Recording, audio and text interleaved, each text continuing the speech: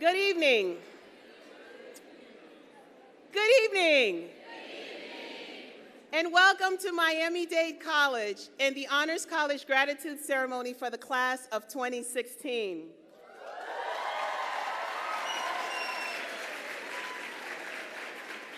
We are honored to have with us today Secretary Kerry, Roberta Jackson, Assistant Secretary of State for the Western Hemisphere, Ambassador David Thorne, Senior Advisor to the Secretary, Ambassador Arnold Chacon, Director General of the Foreign Service, Catherine Rodriguez, Diplomat in Residence of South Florida and Puerto Rico, Miami-Dade College trustees Bernie Navarro, Danny Diaz-Leyva, and Armando Oliveira, our provosts, our campus presidents, our faculty, administrators, staff, and our very special guests, the members of the class of 2016.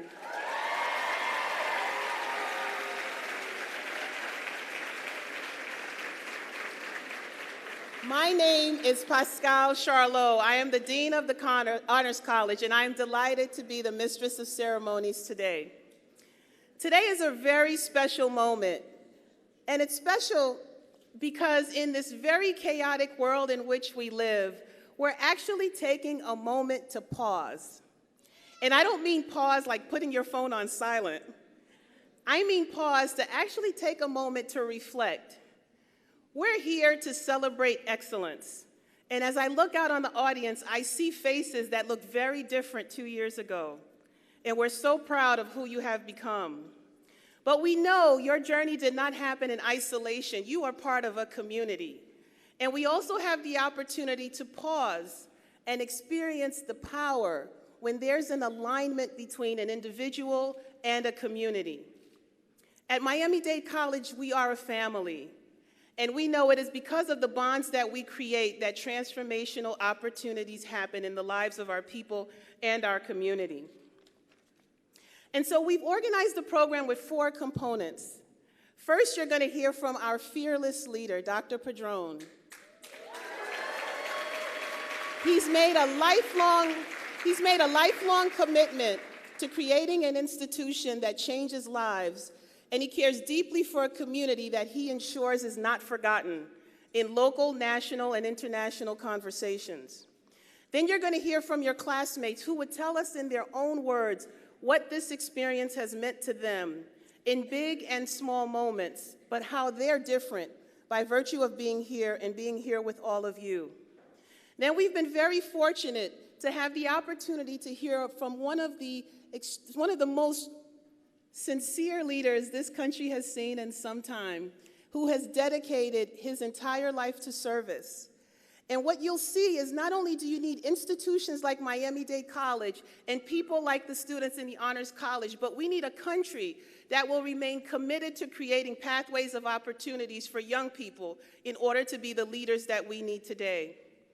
And then, the moment you've all been waiting for, you'll have the opportunity to be acknowledged one at a time for your accomplishments and your successes. And this ceremony will be led by the Wilson Campus President, Dr. Soria.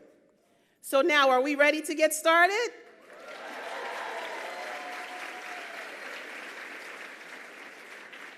It is my tremendous honor to welcome our college president, Dr. Eduardo Padron.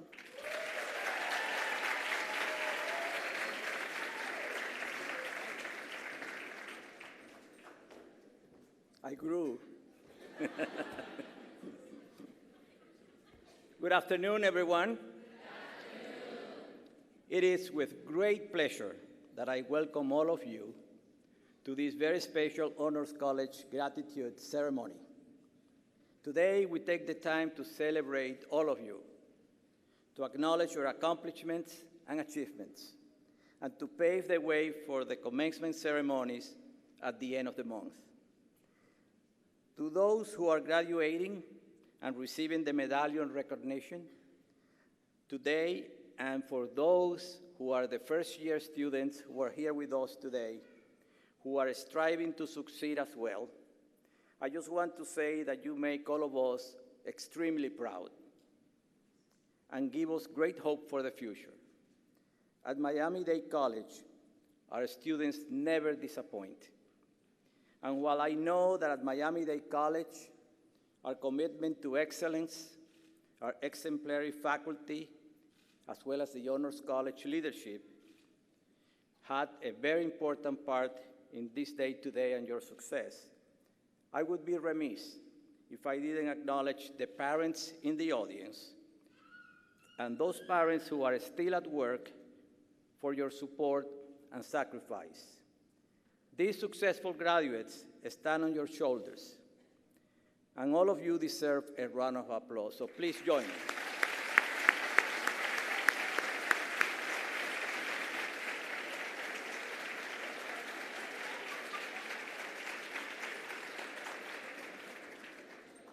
As I look out over this room full of emerging leaders, it is appropriate that later on in the program, we will be hearing from one of the world's most accomplished leaders.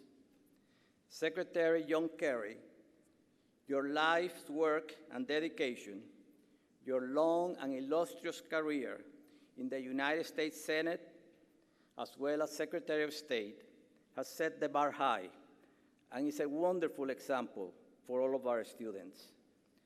Thank you for honoring us with your presence here today and with your address to the Honors College students. Very much appreciated.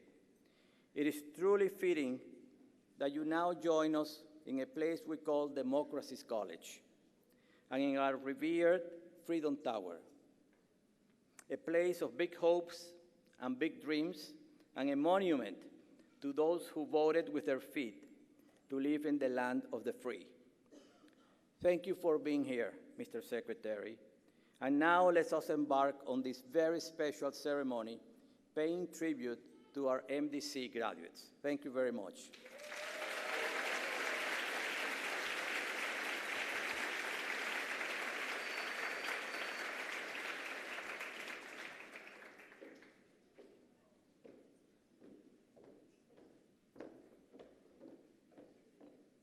It's not every day you get treated like a queen by your president. I love it. So we talked a moment ago about 2 years ago, and I just want to take us back for a minute because you have done some incredible things in the last 2 years, and I think it's important that everyone hears about it. So first of all, what people in the audience should know is that 100% of the students sitting here have a GPA of at least a 3.5.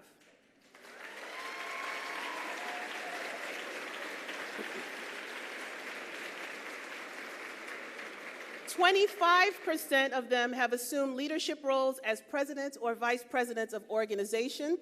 Collectively, they have performed, listen to this, over 25,000 hours of service in 2 years.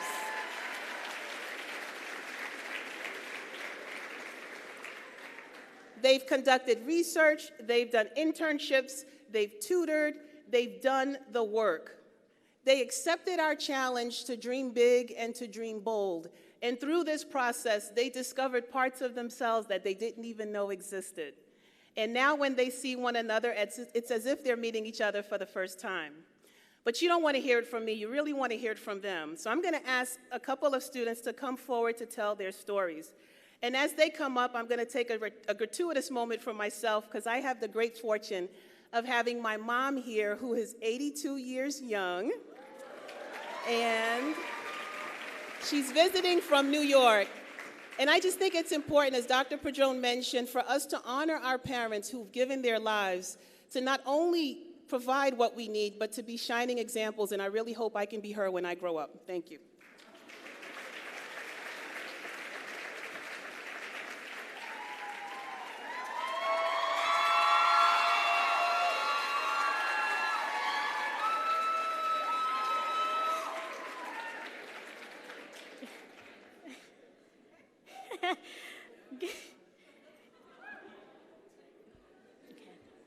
Good evening. My name is Christiana Gemma. I'm a second-year accounting student at the North Campus.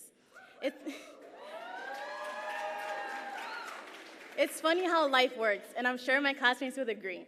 2 years ago, I would not have imagined myself standing in front of this room to share myself with over 700 people, including Dr. Padron, Secretary of State Kerry, Board of Trustee members, and campus presidents, and all of you. What you don't know is before I entered the Honors College, I was that person that stayed in the background. I often have something to say, but can never be heard. But two things happened that disrupted the safe cocoon I lived in, and forever I'll be grateful for both. First, my mother had the courage to follow her passion. Despite what others thought of her choice and how unconventional it was, she still had the courage to become the next version of herself. She sat me down one day after I graduated high school, and she said to me, "I'm going to a monastery to become a nun." I know, my mom's a nun. It's not something you hear every day.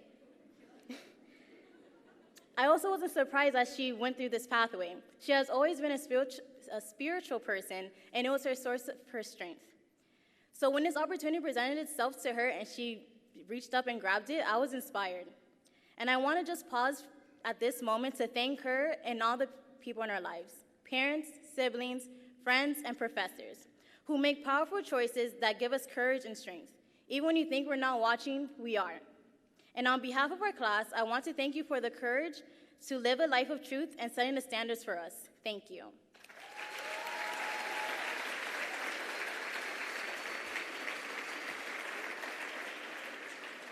The other intervening factor was the Honors College itself. I remember my first year sitting in the corner of the computer lab and just talking to the people I knew in high school. Even though we went through so many honors orientations, our professor invited us to work in groups, and those second-year students who are always so friendly, I still did not accept the invitation to join the community. And for some reason, in that moment in the lab, I realized I had a choice. Either I could be the same student I was in high school, or become a better version of myself. I did, after all, choose to come here and become something bigger. This moment of truth was scary. I knew how to be silent, but did not know how to be heard. So what was I gonna do? I took baby steps. It started with speaking up more in class, being open with meeting new people, and joining different organizations. I surprised myself by joining the Phi Theta Kappa Honor Society. When PTK elections came along, I wanted to run for president, but didn't think anyone would actually vote for me. Then students rallied around me and encouraged me to run. Would you believe I ran and actually won?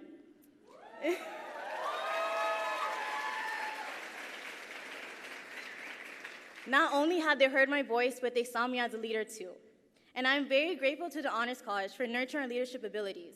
You taught us to hear our voices and use it to lead others. You also created an environment where we could support one another and trust our abilities. Here we learned how to manage our responsibilities while performing with excellence. If it weren't for the Honors College and the shining example of my mom, I wouldn't be ready to take the next step. This experience has taught me the power of community, and also the important role that each one of us has in it. Thank you for creating a safe and loving place for us to grow up.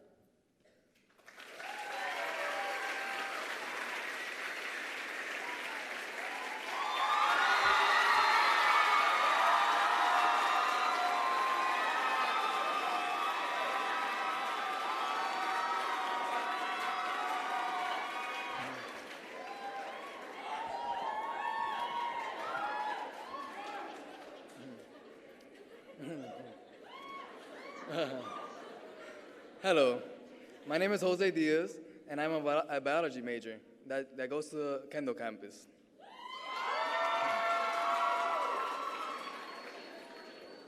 Two years before entering the Honors College, I was involved in a serious car accident that left me with severe brain trauma. I was in a coma for 10 days. I was paralyzed on the right side of my body. I could not speak, I could not sit up, and much more. Because I had critical amnesia, I would not recognize a face that I met the day before. I was shampooed twice, and even 3 times, because I will forget that I already had. Continuing through my academic life was not smooth at all. My processing speed was slow. It would take me a bit longer to comprehend new material. It was very difficult, but I kept hope that I will get my mind and body back.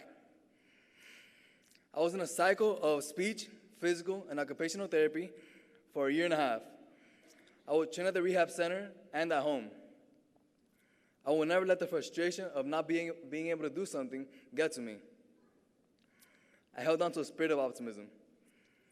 Eventually, I began throwing a baseball, hitting, and even sprinting again. My abilities in class also greatly improved. I was slowly becoming the person I remembered, athletic and smart. But something was different. At the Honors College, I learned to embrace that I'm really not that guy I used to be at high school before the crash. In fact, I have outgrown them. I now have ambitions that exceed my wildest dreams. I have courage, strength, and resilience that I did not know was possible. I can compete intellectually with the best of them. And I am not unique. There are classmates in this room who have lost their parents, who are fighting cancer,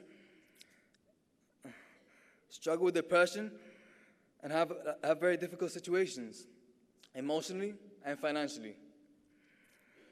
Yet, we thrive. We find our place in a world that is not very forgiving of the fact that we are young. We just want to enjoy ourselves just like other people are our age. Life throws really tough situations at us. And even though we may be afraid that we can't handle it, we always find a way. In the Honors College, we have the opportunity to learn from these experiences, to grow, and to contribute to others. Through it all, we also learn that our journeys give us what it takes to be extraordinary. I cannot be any more thankful to the Honors College for this gift. We love the home Honors creates at every campus for us. The staff and students are the most kind-hearted group of people that I have met.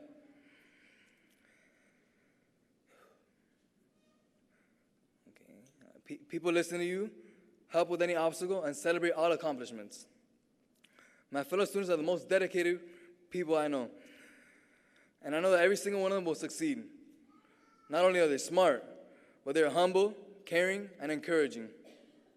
The classroom is a fearless space. The faculty is exceptional. And this is important for all of us who want to excel. It feels comfortable when we're trying out new things, new languages, and concepts. We do it all together. MDC makes you believe that you can do anything. Am I right? I was drawn to Honors College and Miami Dade because of the reputation. Now I believe in Miami Dade and the Honors College because of the experience. This is a very special place. Thank you for all that you have done to empower us to find our way. I have a 3.8 GPA as a biology major and know I will become a physician. I want to use my talents and abilities to help others in situations similar to mine.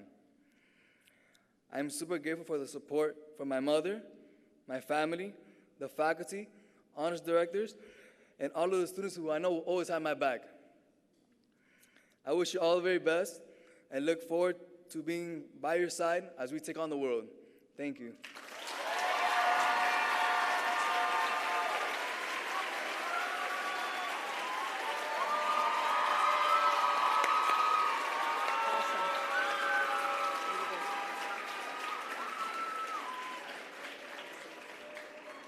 Good evening, everyone. My name is Valentina Damper, and I will continue my speech in Spanish to honor the dual language program from our own Inter-American campus.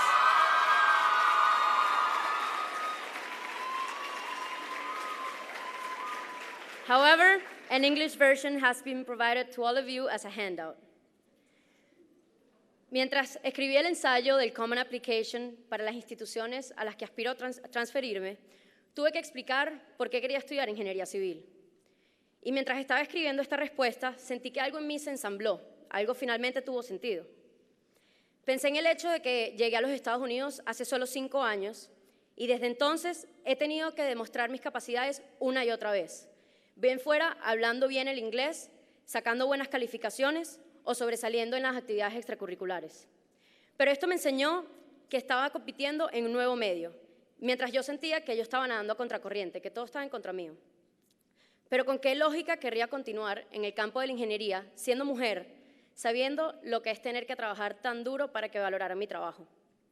A pesar de que tuve que detenerme por un momento para responderme esta pregunta, entendí que sencillamente esta era mi vocación. El Honors College me había guiado hacia esto, pero también mi experiencia en Miami Dade College me dio el coraje y la confianza para mantenerme enfocada. También en el Honors College desarrollé un interés por la sostenibilidad, los sistemas conscientes del ambiente y el desarrollo urbano. Todo esto ocurrió gradualmente a lo largo de estos 2 años. Las clases arduas y rigurosas, específicamente relacionadas a mi campo de estudio, Me obligaron y me forzaron a salir de mi zona de confort e ir más allá. Y ahora, con un promedio de 3.8, siento que estoy más que preparada para competir en las mejores instituciones de este país. Esta pasión por la sostenibilidad me llevó a convertirme en la presidenta de Ingenieros por un Mundo Sustentable en Miami Dade College. Y trabajé en varios proyectos para representar este interés, como el mantenimiento y arreglo de una estación de recarga para aparatos móviles energizada por paneles solares. Y también recaudé fondos para un proyecto llamado Light Up Haiti, que proveería a una familia necesitada en Haití con un kit de paneles solares con 2 bombillos para que pudiesen iluminar su hogar, y algunas veces por la primera vez en sus vidas. Pero mientras participé en la conferencia anual de este club en Nueva York, me di cuenta que verdaderamente quería perseguir un título en ingeniería ambiental combinado con ingeniería civil. Sé que esto no es fácil debido a los diferentes intereses políticos, económicos y sociales, pero el Honors College me ha dado la fuerza para definitivamente saber que lo voy a lograr. También desde el momento en que llegué de Venezuela, dejé atrás todas mis expectativas de que lograría mis objetivos fácilmente. Pero como una adolescente inocente y hasta a veces terca, entendí y pensé que estas oportunidades me las merecía porque sí. Así que imagínense mi sorpresa cuando mi consejera de secundaria me dijo que no, que en este país empezamos todos de cero y tenemos que demostrar que nos tenemos que ganar las cosas. Decidí, con este rudo despertar, enfocarme muchísimo más y enfrentarme a esta nueva competencia. Y lo mejor de todo es que lo conseguí. Conseguí las mejores posiciones en mis clases y al final terminé graduándome cum laude y siendo aceptada en el Honors College. Esta tenacidad que me caracteriza continúa nutriéndose acá en Miami Dade College y me ha guiado, y creo que nos ha guiado a todos, al futuro de nuestra educación. La verdad es que comencé a apreciar el poder que tenía como inmigrante luego de participar en el Seminario Global de Salzburgo en Austria. Aprendí que como ciudadanos globales que tienen experiencias en múltiples culturas, tenemos la facilidad de unir nuestras diferentes tradiciones, culturas y valores. Este seminario, junto con mis aptitudes de líder, me dieron la oportunidad de solidificar este poder. Tanto así que hoy me considero con orgullo una estudiante, activista y colaboradora de mi comunidad. Y estoy eternamente agradecida a Miami Dade College por darme la oportunidad de ver el potencial de mi vida desde otra perspectiva y por darme el tiempo y el espacio de descubrirme a mí misma y a mis capacidades. También tengo que agradecer a la comunidad de mi campus por el ambiente tan especial y ameno que construimos juntos. Las relaciones auténticas que forjamos a lo largo de estos 2 años nos mantendrán unidos y conectados, espero que para siempre. Cada una de nuestras historias, intereses y personalidades agregan a la riqueza de nuestras interacciones dentro y fuera del aula de clase. Luego de 2 años de muy arduo trabajo individual y en equipo, en algún momento pasamos de ser completos extraños para convertirnos en una gran familia consolidada. Sé que esta experiencia no es tan exclusiva de Interamerican y mis colegas de otros recintos pueden dar fe de esto. Pero para concluir todo esto, la persona que les habla hoy, yo, Valentina Damper, soy completamente distinta a la que empezaba este programa 2 años atrás. De hecho, creo que todos hemos cambiado inmensamente. Mis objetivos de antes ya no lo son más. De hecho, mis objetivos son los que yo antes consideraba los imposibles. Tengo que agradecer a mi familia por apoyarme siempre y a todas nuestras familias por compartir con nosotros este camino, a nuestros compañeros y directores que siempre creyeron en nosotros y finalmente, pero no con menos importancia, a Miami Dade College y el Honors College por darnos la libertad de soñar sin límites y de convencernos de que somos capaces de lograr todo lo que nos propongamos. Gracias por las tantas oportunidades que nos han dado y que nos han traído hasta acá. Muchísimas gracias. Thank you very much.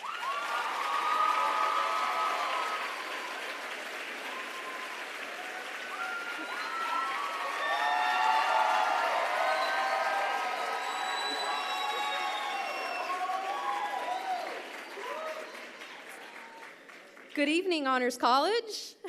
How are you guys? So, my name is Maide Martinez, and I'm an Honors College student at Wolfson campus, and I'm studying political science and hope to study sociology. So, last week, I was one of 800 college students who attended the Clinton Global Initiative University Conference at UC Berkeley. CGIU is a global network of social entrepreneurs who are dedicated to finding new ways to solve our old problems. At the day of service, President Bill Clinton and Chelsea Clinton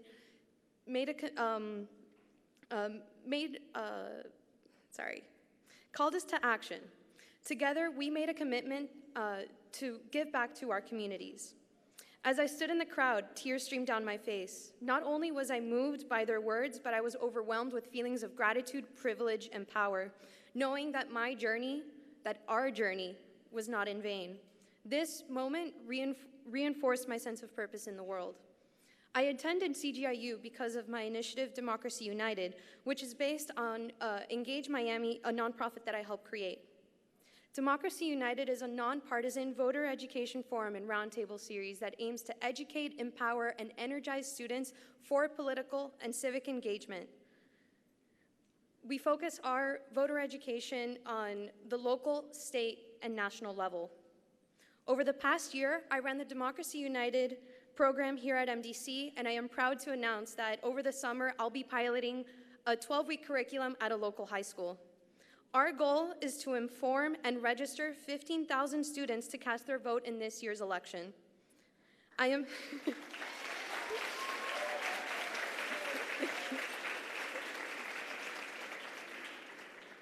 am very humbled and excited to have the opportunity to give back to Miami in this way. Not only am I passionate about civic engagement, but I think young people should have a voice on how this democracy works. My passion started when I curated an exhibition at History Miami focusing on teen life and culture, and essentially I saw how teenagers built Miami. Then my interest grew when I took on leadership opportunities here at MDC. I began to realize that civic engagement, politics, youth empowerment were areas that were vital to this democracy. Through service, I've been able to connect with peers and like-minded individuals who also want to bring change to the world. The power of community is one of the lessons that I value the most from MDC. When I arrived as a first-year student, it took time to get acclimated to this new college environment. I felt like I didn't fit in, and I was conflicted because I wanted to make new friends yet enjoy my college experience. It would have been really easy to say, okay, this is only 2 years, let me just go with it, but I couldn't. I needed to follow my own voice and my passions. I needed to pursue what made me happy. I joined a group of lawyers, community activists, and teachers who wanted to make change. Starting with our community made sense, and that's how Engage Miami was born. We come to MDC to develop intellectually, socially, and personally, and I hope that we leave knowing ourselves a little more. IDH, my favorite class, IDH in particular creates the space to learn and reflect as we figure out who we are in this society. I want to thank the Honors College for inviting us to take advantage of academic service learning and helping us figure out our next steps. I also want to thank the Institute of Civic Engagement and Democracy and the Earth Ethics Institute, who play an instrumental role in connecting us with community projects to work on. Lastly, a big thank you to the directors and professors for giving us the space to experiment, fail forward, and succeed. Lastly, please, please, please vote. There's so much at stake in this election.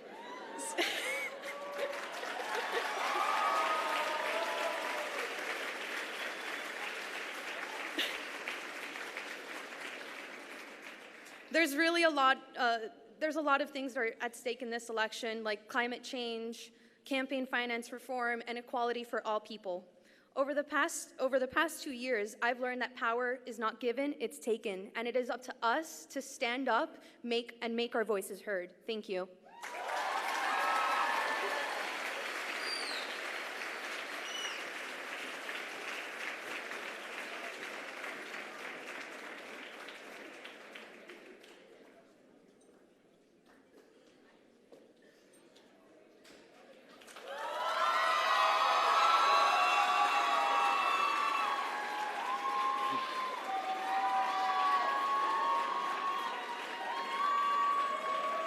Thank you. Thank you. Good evening, ladies and gentlemen. My name is Eric Ramputh, and I'm a first-year college student at the North Campus. I'm also the president-elect of our Phi Theta Kappa chapter on that campus. It is my honor to introduce to you our very special guest tonight. John Forbes Kerry was sworn in as the 68th Secretary of State of the United States in 2013. He provides leadership in the State Department on key foreign policy and national security issues facing our great nation. This follows his 28 years of distinguished service in the United States Senate, of which the last 4 years he spent as chairman of the Senate Foreign Relations Committee. During his tenure as senator, Secretary Kerry held senior positions on the Finance, Commerce, and Small Business Committees, while also holding a seat as a member of the Bipartisan Joint Committee on Deficit Reduction. In 2004, Secretary Kerry was the Democratic Party's nominee for the presidency of the United States. And Secretary Kerry served 2 tours of duty in the United States Navy during the Vietnam War. And upon returning from Vietnam, he began a lifelong fight alongside his fellow veterans as a co-founder of the Vietnam Veterans of America. He's a graduate of Yale University and Boston College Law School. And as a former prosecutor in Middlesex County, Massachusetts, he fought crime at all levels. He was elected Lieutenant Governor of Massachusetts in 1982, and 2 years later, he was elected to the United States Senate. Mr. Secretary, on behalf of all of Miami Dade College and the student body that's here with you today, we'd like to thank you for your distinguished service to our country. And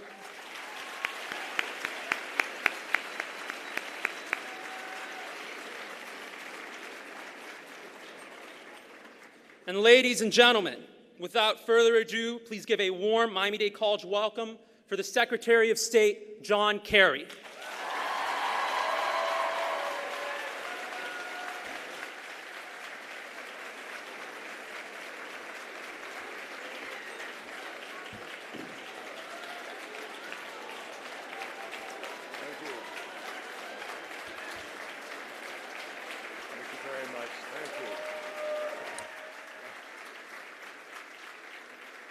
Thank you.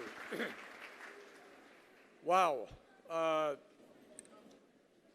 Thank you so much. Thank you for a very, very generous welcome. Eric, thank you for an absolutely splendid, terrific introduction. I'm enormously appreciative for it. And I have to tell you, the 4 of you were just absolutely spectacular. Congratulations to you. It was just really wonderful. I was listening to Eric's introduction, and he told me beforehand and back here that he kind of was thinking one day of going into politics. And I hope all of you will. But as I listened to him, it reminded me, not because he was similar at all, but because he didn't offer me any opportunity to do something similar, and I'll tell you what I mean. There was, back in the day of William Howard Taft, the way you made your reputation in politics, there was no TV obviously, was by going out on the circuit and giving a stem-winding speech. And on one particular occasion, William Howard Taft was in upstate New York, and Chauncey Depew was the senator from New York, and Chauncey was chosen to give the introduction. Big moment. So the President of the United States is sitting at this big dais, and at that point in his life, William Howard Taft was a man of considerable girth. So the closest he could get to the table was about 2.5 feet, 3 feet away. And he's sitting there at the table, and Chauncey Depew is getting wound up into this incredible introduction, and he knows this is his moment. He says, "Ladies and gentlemen, look at the President of the United States sitting there, pregnant, with hope, pregnant, with courage." And he goes on, and he says, "Ladies and gentlemen, the President of the United States." So Taft gets up very deliberately, very slowly, and he kind of rubs his tummy as he walks up. And he gets up there, and he looks out, and he says, "Pregnant, eh? Well, ladies and gentlemen, I have news for you. If it is to be a boy, we will call it courage. And if it is to be a girl, we will call it hope. But if, as I suspect, it is merely gas, we will call it Chauncey Depew." So that is what can happen to you if you're not careful in an introduction. But Eric gave me nothing but a splendid introduction and no opportunity for repartee, and I'm enormously grateful.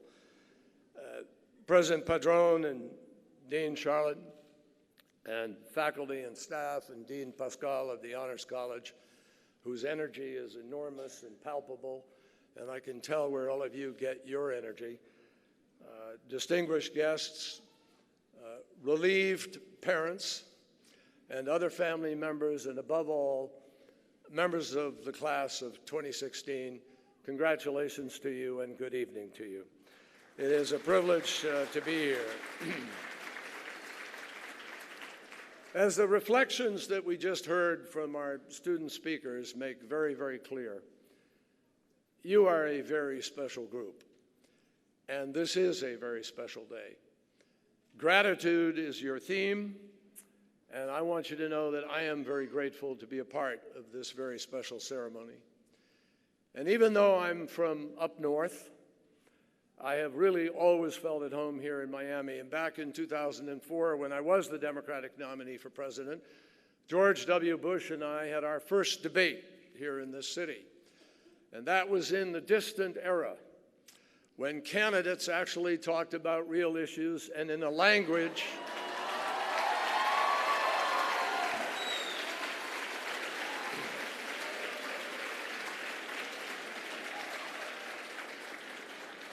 and I might add, in a language that was suitable for children. I might say, Christiana, you talked, and Maida, you talked about, getting the vote out. I sort of sat there thinking maybe one of you ought to be running. As it happened, that debate in Miami actually went quite well for me. The election, not so well. But one state difference, Ohio. Who's counting? Who remembers? But I did carry Miami Dade, and I want to thank anyone here, I hope there are a few, who voted for me early and often.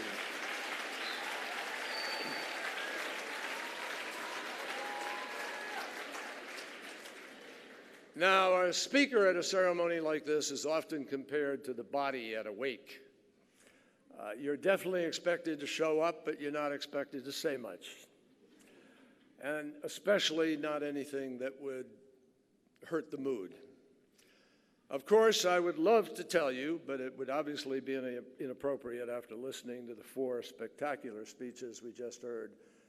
I would love to tell you that lives are going to be completely trouble-free, but particularly listening to Jose and his superb underscoring of the importance of what you have gone through as an experience, and he particularly, but so many of you in drawing from your parents, from your families, you know that that wouldn't be true. You already know, every one of you, that for most people, life can be a struggle at times, whether it's over a matter as straightforward as grades or tuition or something far more complicated. Something involving social relationships or illness or the loss of a loved one. And no words of mine, no words of any speaker at an honors ceremony or graduation could ever eliminate that reality.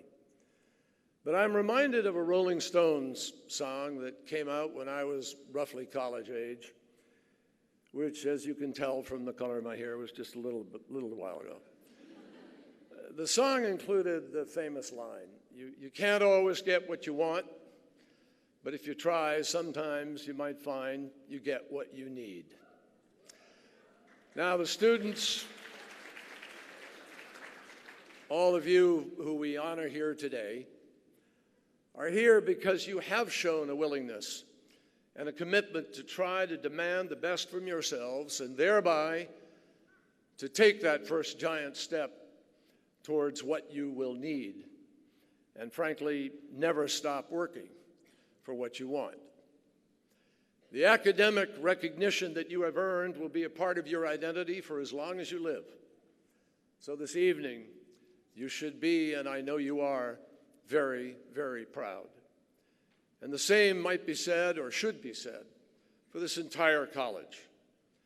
56 years ago, Miami Dade started out with 1,400 students attending class in some converted chicken coops. Today, it's one of America's largest institutions of highest learning, with a medical facility, a center for bilingual education, a cutting-edge approach to online learning, the best student newspaper in Florida, and one of the leading book fairs and top film festivals in our country. Extraordinary.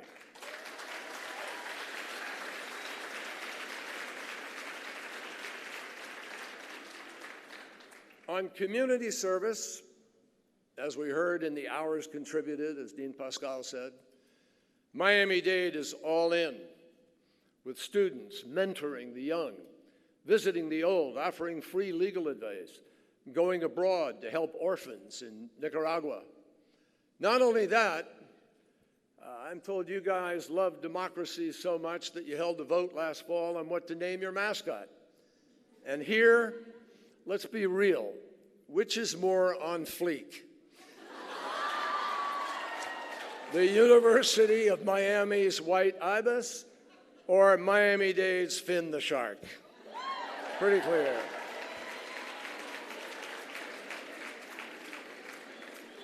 On economic opportunity, this school is way ahead of the curve. As your visionary president, Eduardo Padron, has written, the ability to innovate isn't a gift. It's a learnable skill. And that's what your new Idea Center is all about, helping young entrepreneurs to be able to seize the chances before them.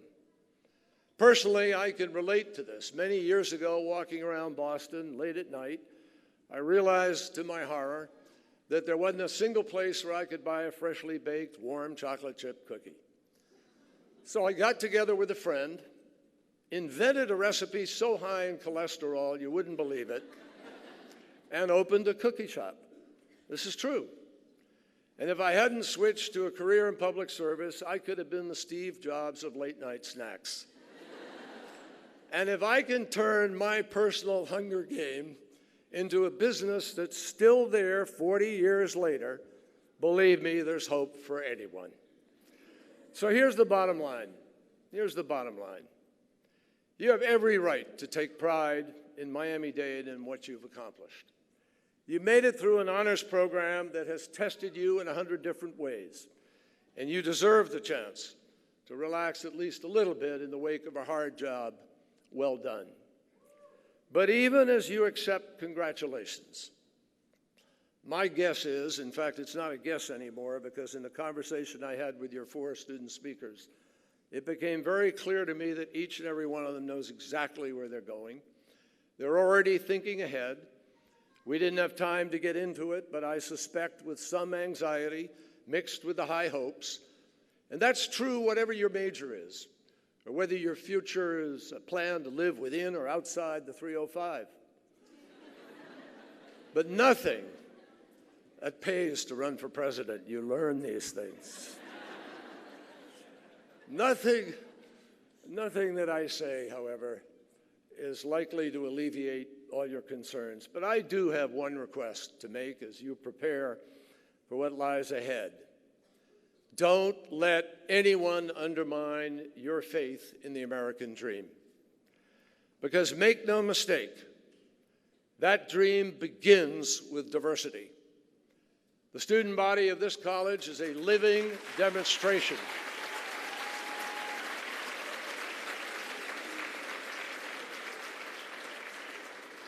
The student body of this college is a living demonstration of that principle, and a few minutes ago, Eduardo turned to me and told me that there are 88 languages spoken here and 99 countries represented. Absolutely extraordinary. That is a statement about this historic Freedom Tower, the Ellis Island of the South, with so many citizens and permanent residents. We're the first people to be welcomed to our shores. And among them was President Padron and many other members of the Miami-Dade community. Immigrants have contributed immensely to this country's social, economic, and political prowess, and no one should denigrate that. And that's why it is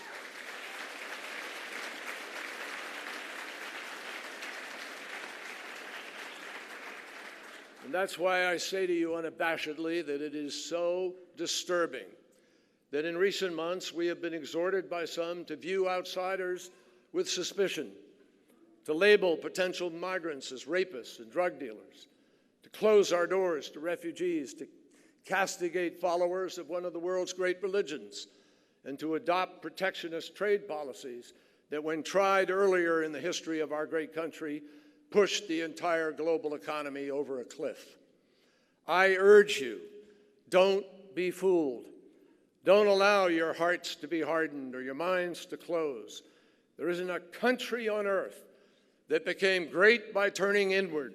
There isn't a people anywhere who showed greatness by disparaging others because of their accents, their color, or creed.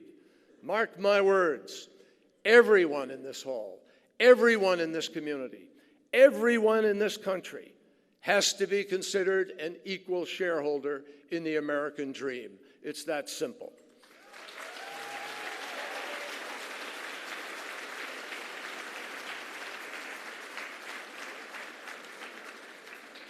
And to be clear, I am specifically including foreign students and families who are among us today, because the American dream is really a universal aspiration. Part of it is economic, the belief that if you work hard and play by the rules, you will be able to earn enough to be able to raise a family, buy a house, put money aside for retirement, live a decent, good life. Some people insist that for the rising generation, the dream has become an illusion because competition is too tough. Wages haven't kept pace, and technology is making whole professions obsolete. And yes, these are real concerns. When I was your age, the biggest American company was General Motors, which employed 600,000 people. Today, the largest firm is Apple, with a workforce 1/10 that size. Back then, Kodak had a payroll of 145,000, but 4 years ago, when Facebook spent $1 billion buying Instagram, that company had only 13 employees. Meanwhile, more people are being compelled to work as independent contractors in temporary jobs or through on-call arrangements where pay is modest and fringe benefits almost non-existent. Clearly, economic models are evolving. But the truth is, there should be nothing surprising about that. Dramatic change is not something new. It's a constant. For generations, families have been moving from farms to cities. For centuries, whole categories of jobs have been replaced by others. Yes, turbulence can be scary, but life isn't possible without change, and neither ultimately is progress. Forget the science fiction, folks. You're not all going to be replaced by robots. But you may well end up having careers in companies not yet founded, using devices not yet developed, based on ideas not yet conceived.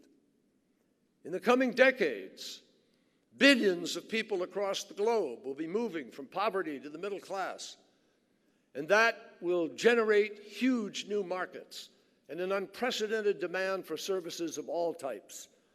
We can expect further breakthroughs in every single branch of medicine and growing need for managers, researchers, technicians, data crunchers, financial specialists, and professionals of every single description.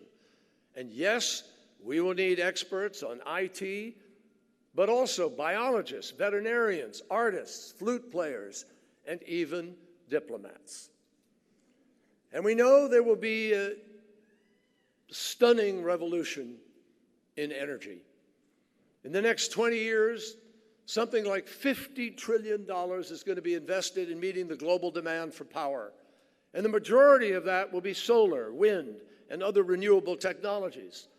And this is just scratching the surface of what the economy of the future is going to be like. So I absolutely encourage you to have faith in your ability to succeed. But let me emphasize something that I think is important. The real American dream is about a lot more than money and jobs. It's also our responsibility to one another, which Jose talked about. That's how pilgrims and pioneers survived. It's also how Jose made it over a tough moment. Over the years, more than 2 million students have attended Miami Dade. Of them, how many were the first in their families to graduate from college? How many had to learn a new language in a strange land and compete against students who always seemed more comfortable? How many came this close to giving up but were persuaded by a parent or inspired by a teacher or encouraged by a friend to stick it out, and who later looked back and said that the aid that that one person gave made all the difference in their lives? How many of you have actually benefited from that kind of help? More important, how many of you in the future are prepared to give that kind of help? Let me tell you, I have, grace to God, lived a fair amount of life. But I still have more questions than answers. But I am sure about one thing. It's almost impossible to be angry when you're focused on helping somebody else. Now, I'm not talking about a rosy scenario beyond human capacity. I'm not talking about always putting the needs of a stranger above your own. Most of us understand that's probably not realistic. But I honestly believe there is no clearer path to a good life than devoting a significant part of your energy to causes that enrich the lives of others, whether near or far, whether you know them or not. And what is true for each of us as an individual is true for whole countries as well. Because what our nation does and stands for internationally is also part of the American dream. For generations, through 2 global conflicts, a Great Depression and decades of Cold War rivalry, the United States has led in directions that the vast majority of the world's people have wanted to go, toward liberty, towards justice, towards peace. And I emphasize tonight that we haven't slowed down. In fact, we are more engaged in more places on more critical issues than ever before in American history. As I speak, we are striving to find a diplomatic solution to the catastrophic civil war in Syria, leading an international coalition against terrorist groups based in the Middle East, and supporting our partners in Colombia as they seek to end the hemisphere's longest-running internal conflict. To protect future generations, we are leading the way in implementing the first ever global agreement to mitigate the harmful effects of climate change, an issue of enormous urgency to coastal states like Florida and cities like Miami. To ease suffering, we are engaged in an all-out effort to shield women in our country and overseas from the Zika virus, because we believe that pregnancy should be a time of expectation and hope, not a time of danger.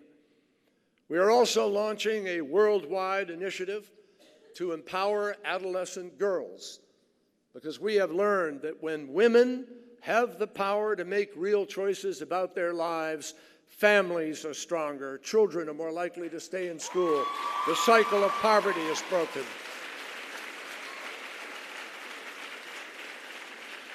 And more constructive values are likely to be handed down to the young.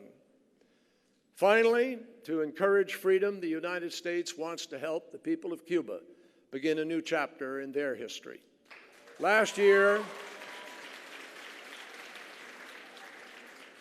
the United States and Cuba reopened embassies for the first time in 54 years.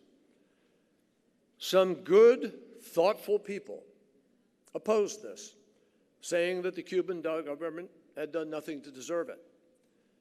But in a way, that is precisely the point. The old policy wasn't working. It's hard to think of a weaker diplomatic tool than a closed embassy. That's why even during the Cold War, the United States never broke relations with the Soviet Union. Presidents went to Moscow, had negotiations, signed agreements. Cuba is a lot closer. We have millions of Cuban Americans helping to build prosperity in the United States, including many distinguished graduates of this school.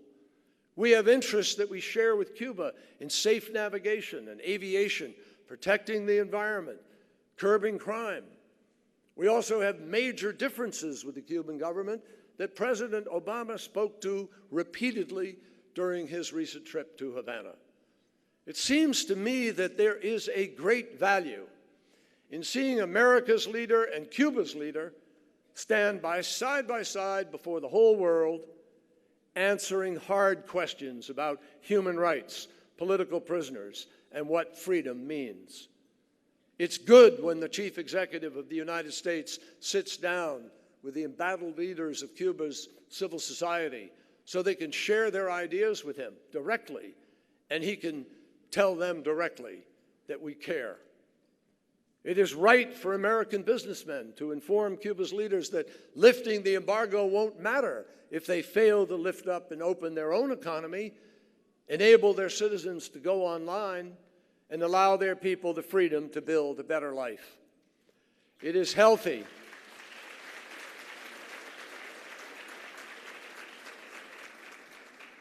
And it is healthy when Cuban Americans and Cubans are able to visit with each other, restore family ties, and build new friendships.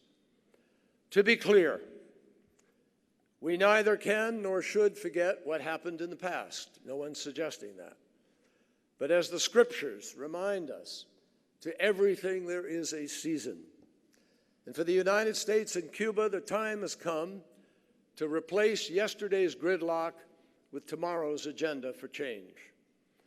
My friends, it's an understatement to say that we face a lot of challenges in the world right now. But that is the case, in fact, with every generation. When I was about the age of many of you right now, the United States was deeply divided by an unpopular war in Southeast Asia that some, including veterans like myself, tried to stop, but in which 58,000 of our countrymen died.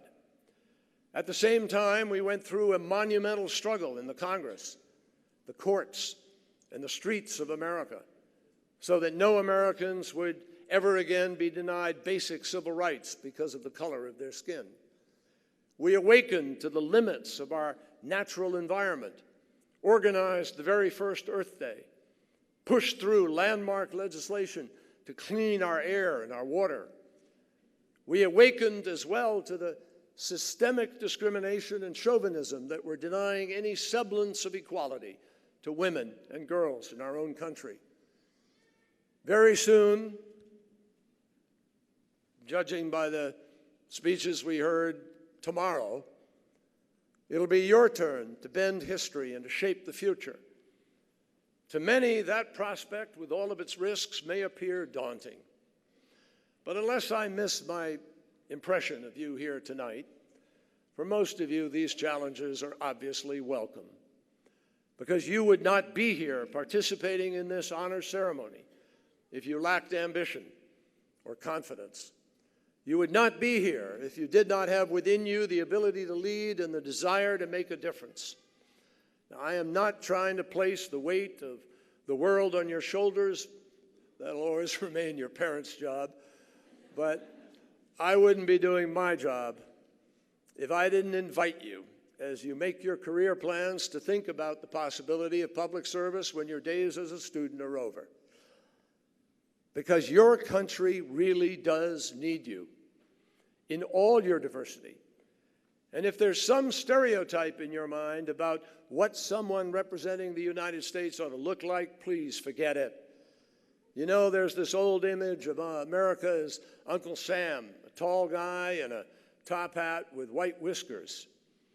Well, with me today, introduced earlier, is Catherine Rodriguez, a native of Miami and our diplomat in residence here, and Arnie Chacon, who is the Director General of the entire Foreign Service and neither one of them looks very much like Uncle Sam. But they both do a great job of representing the United States of America.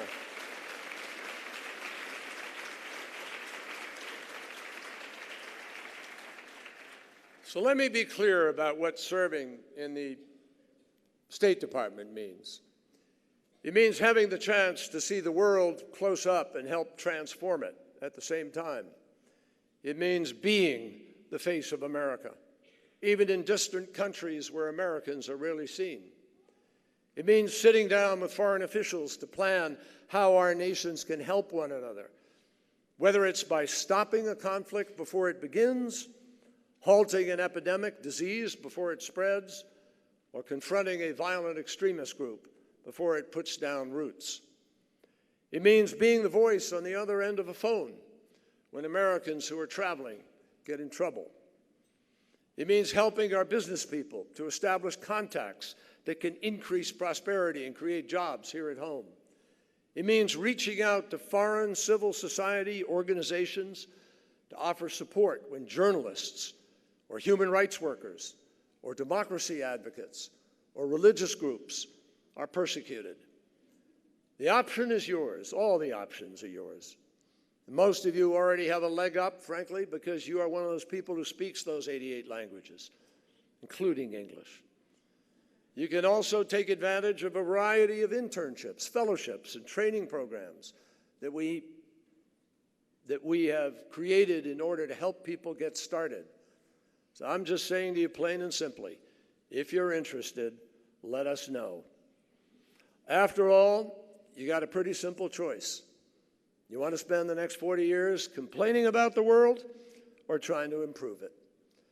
It's a natural thing, and I know this because I've done it before, to ask, what can any one person really do? Can you really make that difference? It's daunting. So many people, so many challenges. Years ago, 1968, I was very inspired by the words of the Senator Robert Kennedy, who traveled to South Africa.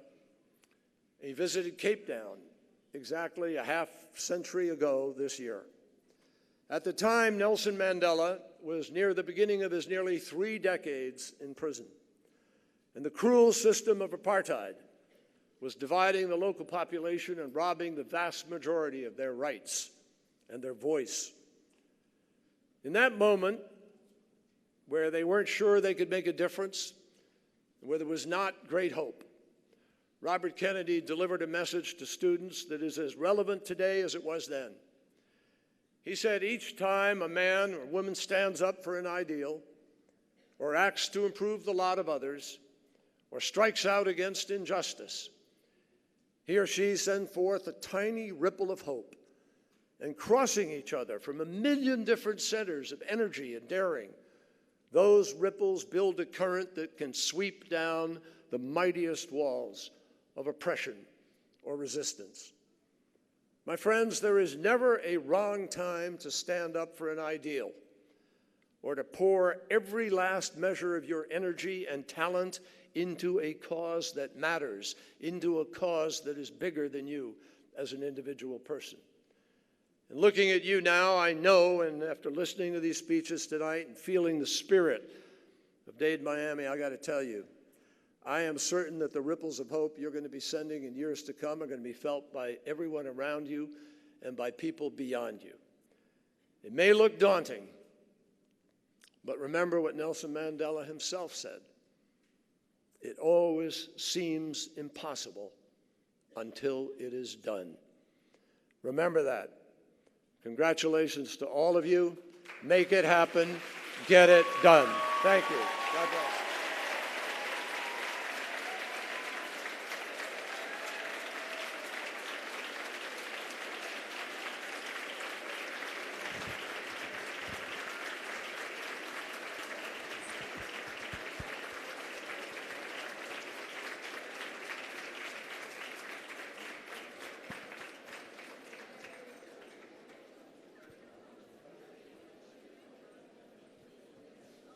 Thank you very much, Secretary Kerry, for your message of hope and inspiration. So thank you.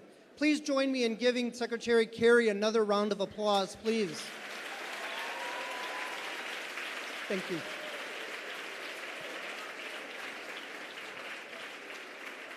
So now the time has come for your big moment, right? Honors College class of 2016. Tell me, are you ready? Are you ready? There we go. Excellent. Would Miss Virginia Fullerette, the Director of Honors College at our Wilson campus, please join me on stage?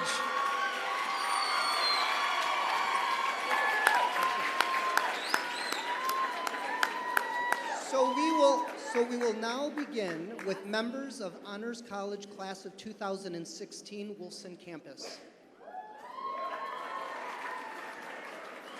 Good evening. My name is Daphne Gillis, and I'm a faculty in the Honors College. Please welcome the Wilson campus second-year Honors College students.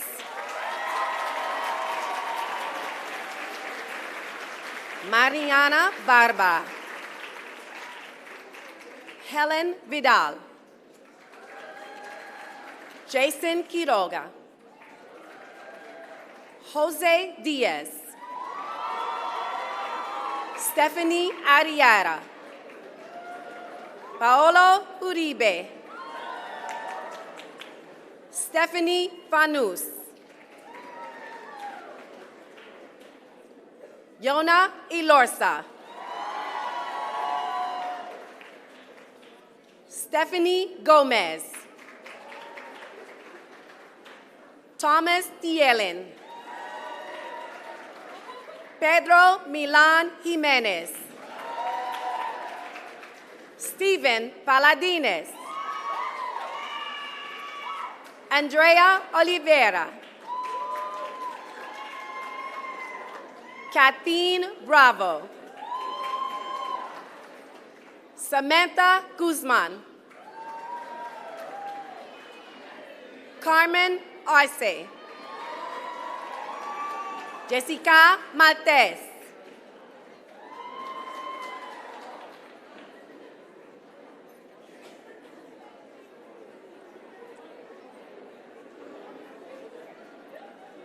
Nasa Ali,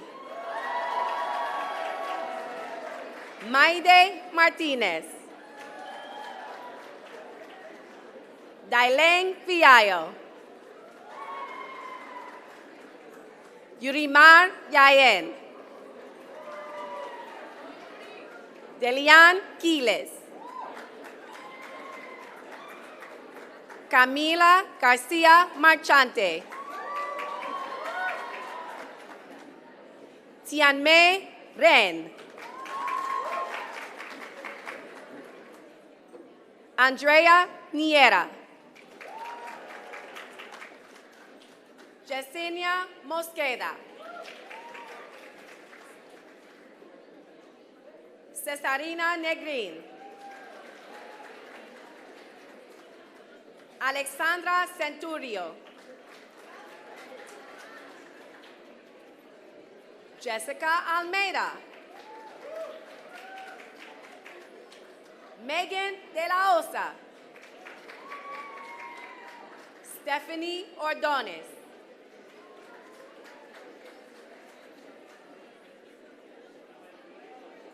Isabel Sanz, Celine Martinez, Martin Cordero, Jesse Cotton, Shoshina Bachman,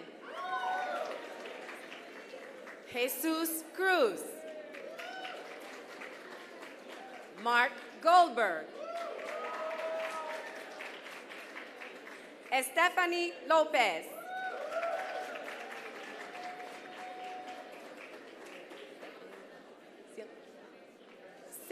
Stephanie Elmir, Fabiana Aceto, Maria Ceballos, Aiden Alejo, Laura Arango.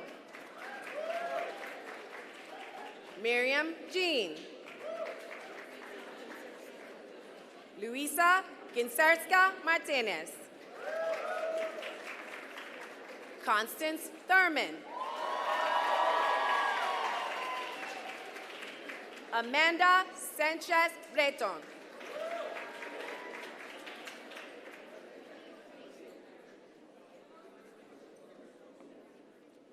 Luis Mexicanos. Kayla Valdez. Laura Campo.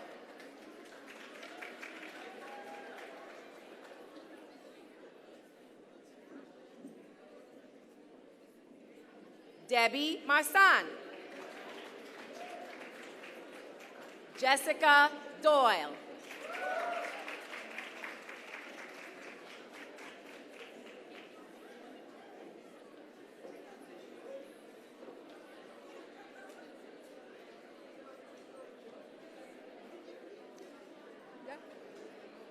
Good evening. My name is Miriam Francis Abadi, and I am a faculty in the Honors College. Please welcome Dr. Joanne Bashford, President of the Inter-American Campus, and Ms.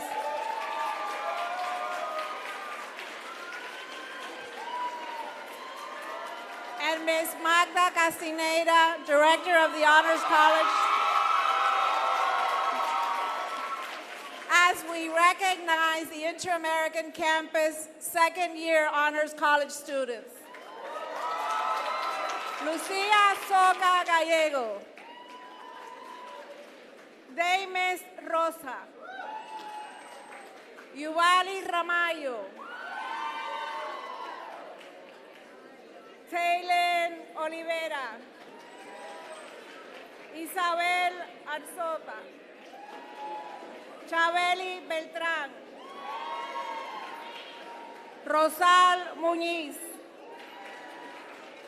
Daenerys Molano, Aileen Zapata,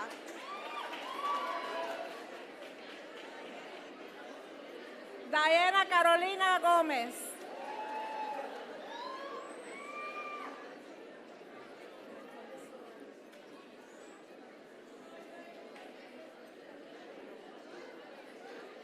Gabriela Barrera, Nirma Ramírez, Leandro Dorta,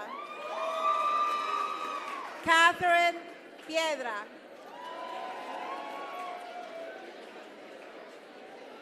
Elian Pena, María Andrea Rojas, María Inés Rodríguez Villamín, Gabriela González, Mario Álvarez, Joana Arcila Marín,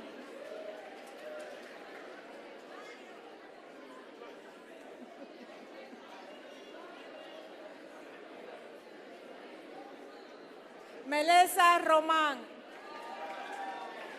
Sanji Lara, María Calero, Ivette Prieto Castro, Rafael Trujillo, Iris Rodríguez, Laura Rosa Hernández García,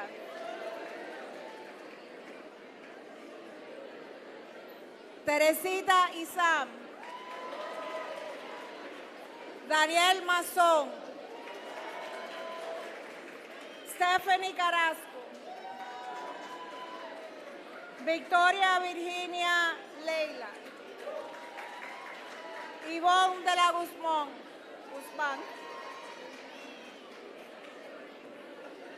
María Alejandra Ortiz, Valentina Damper, it's written here.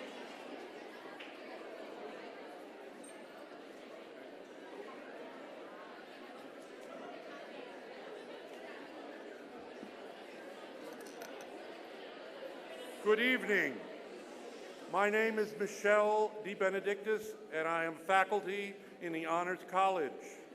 Please welcome to the stage Dr. Beverly Moore Garcia, president of the Kendall campus, and Ms. Carlotti Medina, director of the Honors College. As we recognize the Kendall campus second-year Honors College students, Hilda Lorenzo, Andrea Rivero, Laura Quezada, Pan Pugdi Tosopol, Marco Barrios, Jaslyn Martin, Grace Gutierrez, Jasmine Garcia, Cassandra Ramirez, Olivia Rodriguez, Caitlin Napier, Sophie Serrano, Talia Diaz, Nicolette Perdomo, Karina Narvaez, Jose Bermudez, Richard Guerra, Natalie Nodal, Daniel Bermudez, Camilo Rincon, Roberto Sosa, Frank Lamb, Stacy Alfonso, Sheila Lopez, Laura Hernandez, Arlette Pita, Nathan Chacoquin, Elise Richardson, Sonora Hospital Medina, Darren Weiss, Rosana Diaz, Valentina Prieto, Tanya Mityan, Camila Amendola Njigne, Jose de Vera, Maria Gamboa, Jennifer Navas, Hanadi Halal, Roman Garcia, Jose Diaz,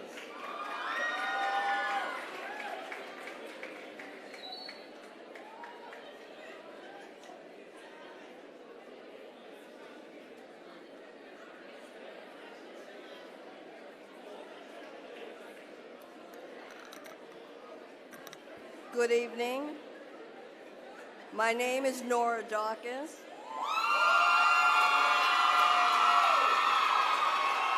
And I am faculty in the Honors College. Please welcome to the stage Dr. Malu Harrison, President of the North Campus, and Mr. Shane Johnson, Director of the Honors College, as we recognize the North Campus second-year Honors College students. Christiana Gemma, Julianne Ramos, Yanelis Gonzalez, Natalie Telfea, Alexander Spaeth, Greta Manso, Cristina Sarmiento, Alejandro Silva, Caroline Baxendale, Yaciel Diaz, Alexander Leonard,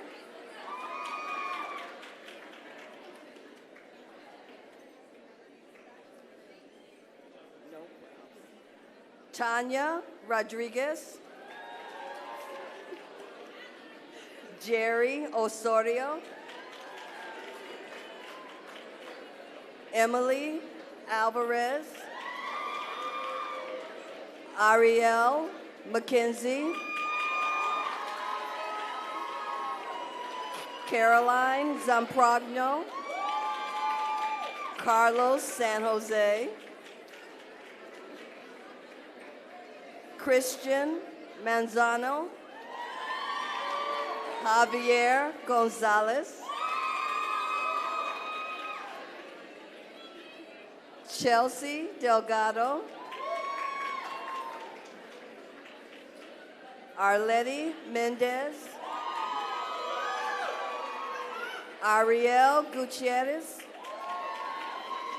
Juan Albrecht,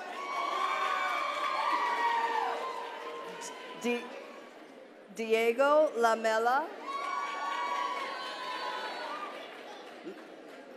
Luvianca Zapata, Hen Hernandez,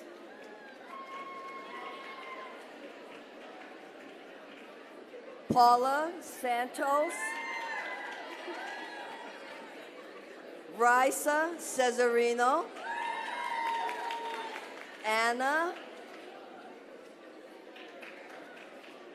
Anna Soroklin, Carolina De Leon, Catherine Myrena, Kathleen Alexis, Rachel Verna,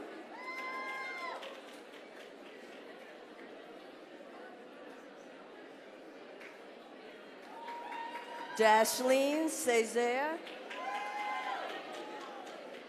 Alyssa Hessing, Jocelyn Bermudez, Brian Gonzalez, Maria Cruz,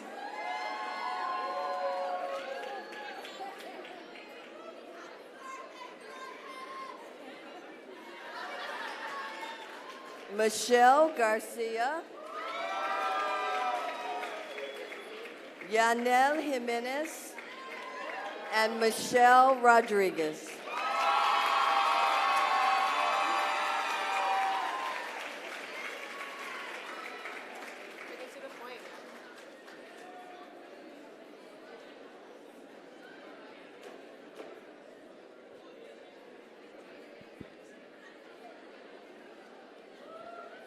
Well, this concludes the official part of our ceremony. One more round of applause for our graduating students.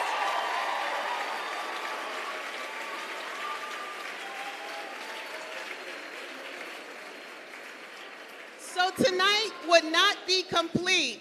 It would not be complete if we did not take a moment to ask the four directors to come on stage for one.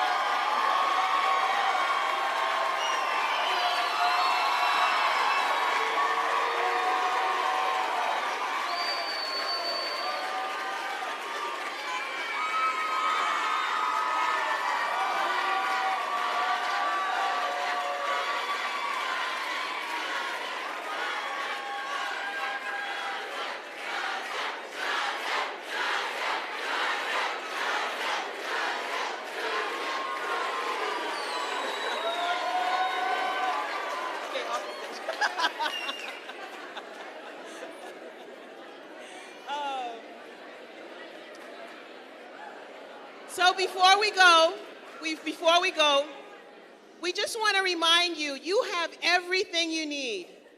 Everything you need you learn in grade school, but more importantly, everything you need for the next steps in your journey, you already have right here. We are so proud of all you've accomplished and who you're becoming. Know that you always have a home at Miami Dade College. Remember, you're expected at commencement when? When? Awesome. We're looking forward to seeing you again. Thank you all for coming and have a wonderful evening.